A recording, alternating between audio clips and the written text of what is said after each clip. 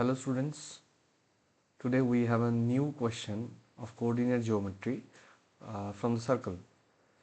Question क्या दिया हुआ है?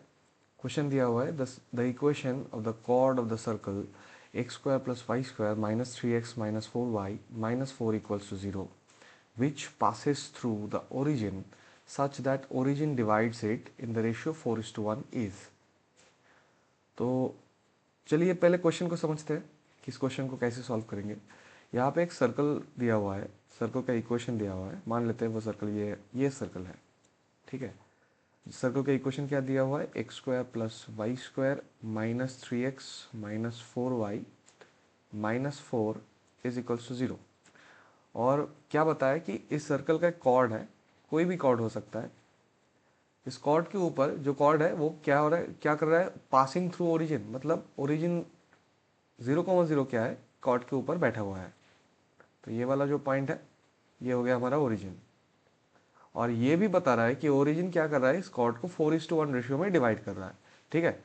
4:1 आप इधर से ले लो या उधर से ले लो, कोई भी बात, एक ही बात हो गया। इसको 1 मान लेते हैं, इसको 4 मान लेते हैं। इधर से देखने पे 4:1, इधर से देखने पे 1:4, ठीक है ना। 4:1 रेशियो पे डिवाइड कर रहा है। अब हमें इस कॉर्ड का इक्वेशन फाइंड आउट करना है। कैसे करेंगे पहले ये समझते हैं। ये वाला जो स्ट्रेट लाइन है, ये वाला जो स्ट्रेट लाइन है ये ओरिजिन से पास आउट हो रहा है। और कोई भी स्ट्रेट लाइन जो ओरिजिन से पास आउट हो रहा है उसका कांस्टेंट पार्ट 0 रहता है।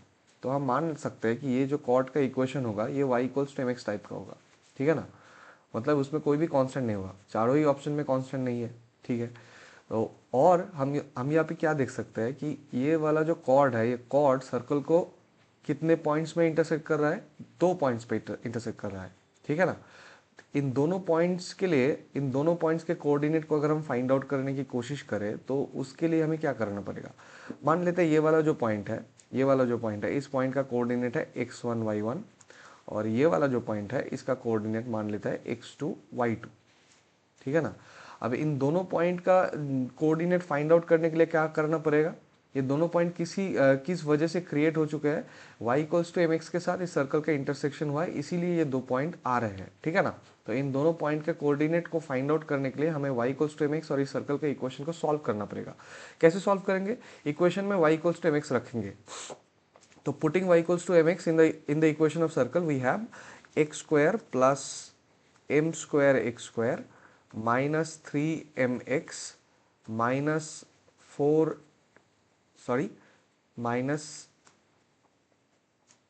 Minus 3x minus 4mx minus 4 is equals to 0, ठीक है।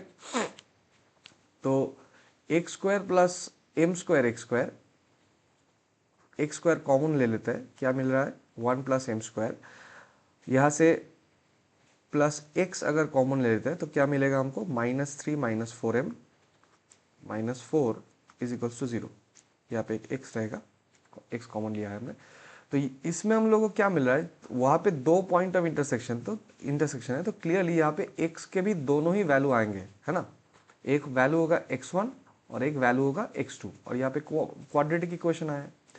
तो अगर इस क्वाड्रेटिक इक्वेशन का दो रूट्स है, एक है x1 और एक है x2, तो हम ये कह सकते हैं कि सम ऑफ रूट्स क्या होता है? x1 प्लस x2 क्या होता है? Minus b by a. Minus b by a मतलब minus of this one by 1 plus m square. मतलब ये हो जाएगा 3 plus 4m by 1 plus m square. और क्या मिलेगा? x1 into x2, product of roots क्या होता है? c by a. c by a मतलब यहाँ पे हो जाएगा -4 बाई 1 प्लस एम स्क्वायर, ठीक है ना। अब और क्या हम है हमारे पास? हम लोग को दिया हुआ था कि ओरिजिन नाम का जो ये पॉइंट है 0,0, ये 0,0 इन दोनों पॉइंट्स को कितने रेशियो में डिवाइड कर रहा है? 4:1 में डिवाइड कर रहा है, या इस तरफ से देखो तो 1:4 में डिवाइड कर रहा है। तो यहाँ पे हम सेक्शन फॉर्मूला अप्लाई कर सकते हैं। सेक्शन फॉर्मूला हमको क्या देगा? 1 into x2 plus 4 into x1, है ना। 4x1 प्लस x2, इसके नीचे क्या आएगा? 4 प्लस 1, और कॉमा इधर क्या आएगा? 4y1 plus y2 by 4 plus 1, है ना। तो अब ये दोनों कोऑर्डिनेट इक्वल होंगे, है ना।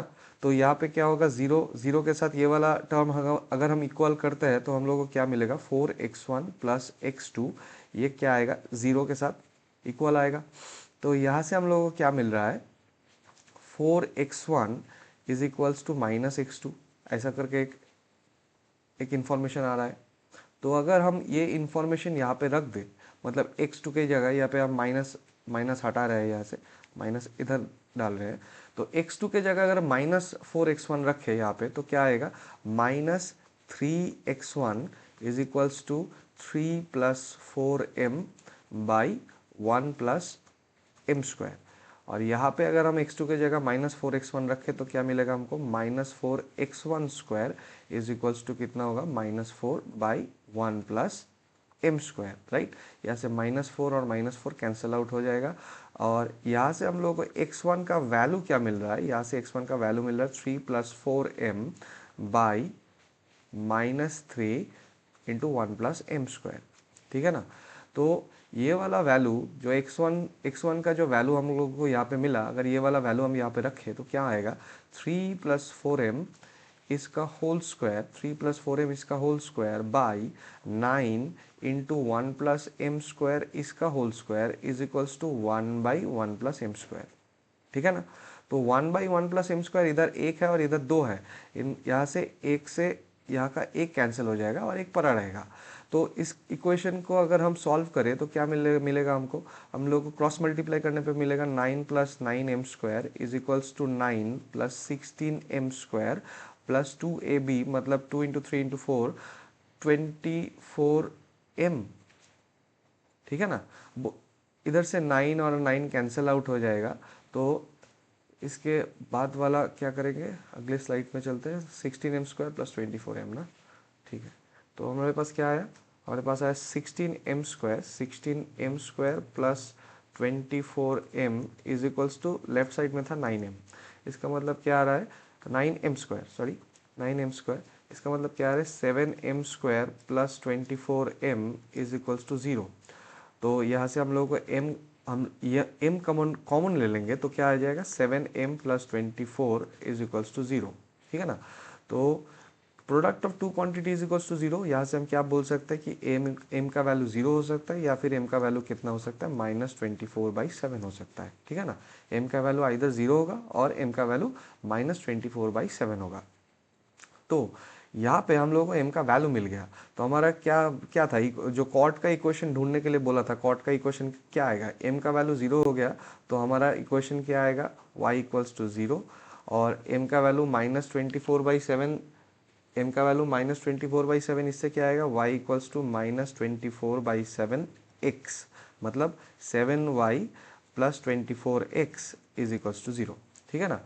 तो एक आंसर आ गया ये वाला y इक्वल्स टू 0 और एक आंसर आ गया 7y plus 24x equals to 0, मतलब ये दोनों ही पॉसिबिलिटी है हमारे कॉट का इक्वेशन का होने का, ठीक है। तो कॉट का इक्वेशन क्या दिया हुआ है, क्या आया हमारे पास आया 7y प्लस 24x, तो 7y plus 24x equals to 0 ये वाला ऑप्शन में है, और y इक्वल्स टू 0 कहीं पे है नहीं, तो इसी को हम करेक्ट आंसर मानेंगे, ठीक है ना, बाकी सब गलत है। तो ये इस प्रॉब्लम का सॉल्यूशन यहीं पे ख़त्म हो रहा है। मिलते हैं आप लोगों के साथ अगले वीडियो में।